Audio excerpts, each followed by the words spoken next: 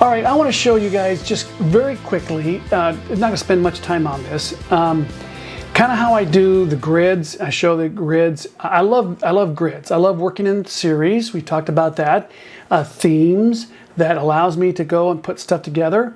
And so I think that if you have a wall that you want to put stuff up somewhere, like a one print or a horizontal grid or a square grid, you might take a look at what kind of space you're going to fill. If you're doing it for a client, you want to give them some options. That'd be great. I just got through, actually it was a gift, but a neighbor of ours saw this grid. She went crazy. She said, I got to have it. I printed it out for her. It's literally hanging in her living room now. And so people love these grids. So here we have, this is the grid I did a long time ago before this class, but it gives you an idea of kind of what I was looking at. Now, let me hit tab here. I had, I think all my tools are in here too, but this is the flowers, okay? I should have grouped them, but I didn't. So let's take a look. We have, let me just go up here real quick. I'm going to build one for you in a second, but here's a calla lily down here at the bottom. So I've pulled that in, dropped it in, and sized it. I don't know if I did put some lines to kind of put this all together. Photoshop now kind of allows you to track things. If you pick something up and drop it in, if you size it, it'll actually pre-lock it in for you. So things have gotten really good. But I want to show you what you can do here. So here's the background. I changed the color a little bit, a little darker. Let's go to black. Oh, I can't do it. Yes, I can. Here we go. You can see it darker. So you can change, obviously, the color of what you want your canvas to be. So let me double click on this. Nope, we don't want that. Let's see, where... okay, I'm going to do it this way. We're going to go over and fill. I have to actually go out of here. Image, fill, and I can always fill it with, let's say, white. That might be a little bold. I think that's why I ended up going with a darker gray.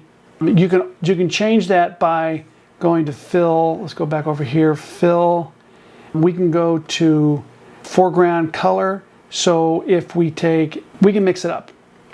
I like the darker for this type of grid with a really punchy color. Okay, let's go to this one. This is another grid, horizontal grid. And let's see, what is this? 1, 2, 3, 4, 5, 6, 8, and 8 up. So the other one was 9 up. And then I have this one, which is a much more of a fine art, kind of a soft fine art feel. Something I would definitely feel like I could put in a gallery. So let me show you how I did that one. And we'll build this one for you for a second here. So you got, I dropped a signature in there just to kind of get a sense of it. We have a really light gray, let me zoom in here, a really light gray box around it. And that's where I would probably sign it right there. So it's on white, and it's just 3 up here. And you can mix them, move them around. Okay, so let's do that. Let's go over here, go new. I'm going to look for something that says 300 DPI on it. So I'm just going to double click on that one. Go over to my canvas, and it's on white. So let's go 24 high. No, let's not go that big because I've just got JPEGs. So let's go 10 tall and maybe 25 long. We don't know if that's going to work yet, but all right. So then let me go out over to my images. We're going to grab these 3 images, drop them into Photoshop here. And then what I'm going to do is we'll pick one up. So V key, and where's the new? I think it's over here. Nope. Untitled right here. We're going to drop it in there. Command T. We're going to pull from the top down. And let's just sort of say for right now, that's a good size. Now, let me back up for a second. If I'm going to be sizing this up and down, hopefully you're going to bring in a high res. Turn it into a smart object. Convert to smart object. And the reason why is that I can Command T, go down, say enter, Command T, go up, say enter, and it doesn't change the resolution. So let's just do that.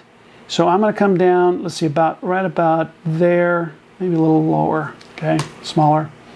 And then that was that was 3 calories. So let's try the 2. So now we go over here, and we're going to drop it right on top, and then I bring either top or bottom. I anchor it right there, Command T, pull from the top down, and when it hits the same size, it will stop. There it is. It snaps into place. So that way you can resize them. And see how it snapped into place here too? So we can move that this way, whoops, and then there. And let's get the last one. Okay, there's a 1 cal lily. You know what? Unfortunately, I think I've got, bummer. I ended up with the same one 2 times. And I don't have that drives over there. So unless I can find in my still life, there's one in here. See, a lot of times when it goes into the PSB, I can't see them. So I apologize for that. So what we're going to do is just going to grab this one, and we'll drop it in here. So I anchor it, Command T, pull it down, snaps in position, pull around, and now we're going to grab all 3, hold the shift key down. Come on. Didn't like that. 1, 2, 3. Now they're all together. So let's just say I'm going to enter this. Oh, they're not the same. They're not the same distance apart here. There it goes. See how it automatically matches that gap over there?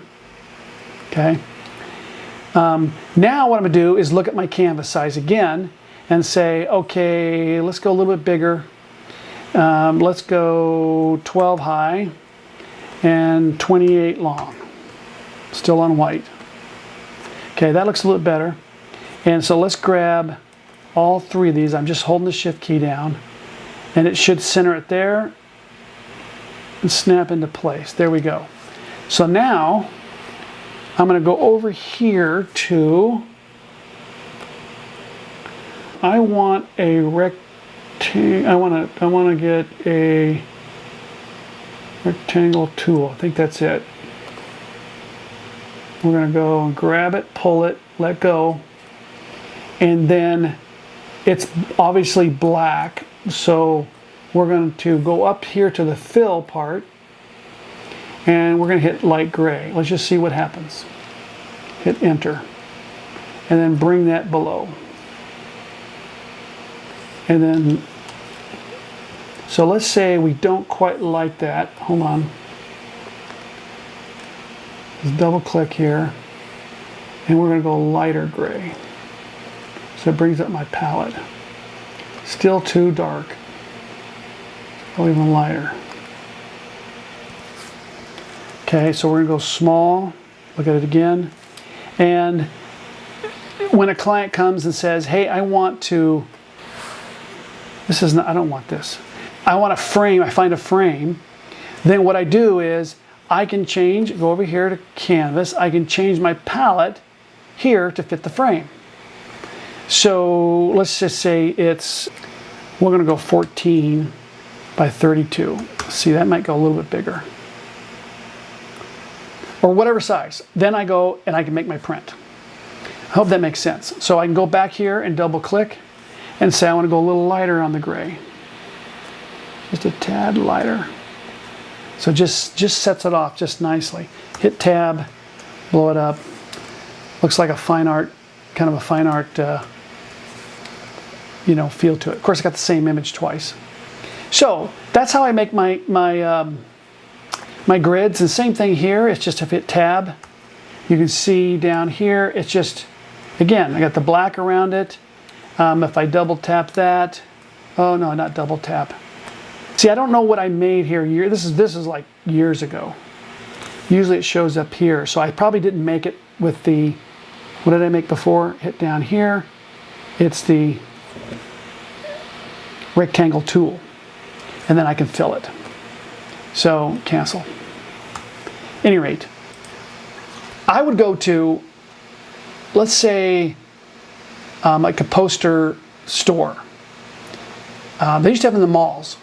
Go online, look, type in fine art flower posters or something, fine art posters. And then look at what someone's designed and how they put them together. And then that might give you an idea. Color options, how much white to put around it, give it a feel a little bit more. You'll find something you go, oh, I like that. And then you can go and build it out. So with that, again, we started out, the goal was to go and create images in my front living room in the middle of a lockdown, so I don't need people. It gives me an opportunity to create. It's so much fun. There's an unlimited number of subjects, themes, series that you can do. There's no end to it. Now it's up to you to go out and create and have a lot of fun doing this. I hope, here's what I hope. I hope that you guys can send some samples of what you've done and maybe a success story of showing your stuff in a gallery. That would thrill my heart to see you have an opportunity like that. So it's possible. Without a shadow of a doubt, I believe it's possible to go out. People love this stuff. So go and create a series and then send that stuff to me. You can always go to my the Joel Grimes Academy Facebook. If you buy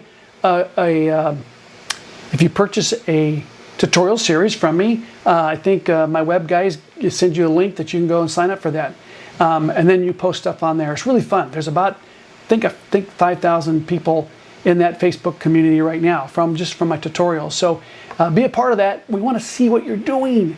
It's exciting. I'll be inspired by you guys because you're probably going to come up with something I have no idea.